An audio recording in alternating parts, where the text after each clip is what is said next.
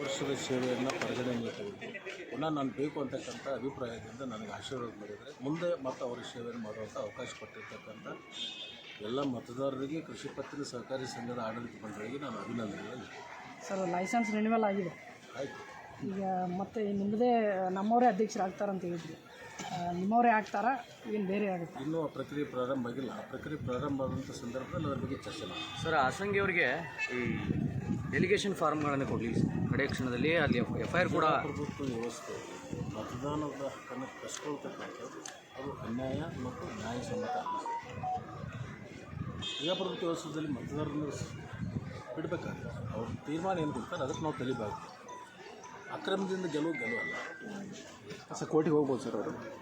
ಈಗ ನೋಡೋಣ, ಆ ಭಾಗದ ಜನರ ಅವರು ಸೂಚಿರ್ತಕ್ಕಂಥ ಅಭ್ಯರ್ಥಿ ಬಗ್ಗೆ ಚರ್ಚೆ ಮಾಡಿದ್ಮೇಲೆ ಬಹಿರಂಗವಾಗಿ ತಮ್ಮ ಗೆಲುವಿನ ಬಳಿಕ ಯಾದವಾಡ ಗೆದ್ದು ಬಂದ ಮೇಲೆ ನನ್ನ ಬಗ್ಗೆ ಒಂದು ಒಳ್ಳೆಯ ಅಭಿಪ್ರಾಯ ವ್ಯಕ್ತಪಡಿಸಿದ್ದಕ್ಕೆ ಅವರಿಗೂ ಕೂಡ ನಾನು ಅಭಿನಂದನೆಗಳು. 28ವರೆಗೂ ಇನ್ನೂ ಬರ್ಬೋದು ಸರ್ ತಮ್ಮ ಪರವಾಗಿ. ನೋಡೋಣ, ನ್ಯಾಯಾಲಯದ ತೀರ್ಪು ಬಂದ ಮೇಲೆ ಅದ್ರ ಬಗ್ಗೆ ಆಲೋಚನೆ. ನಿಮ್ಮ ಚೌಪಡಿ ಲೆಕ್ಕಾಚಾರ ಸರಿ ಐತೆ ಸರ್? ಇಲ್ಲಿವರೆಗೆ ತಪ್ಪಿಲ್ಲ.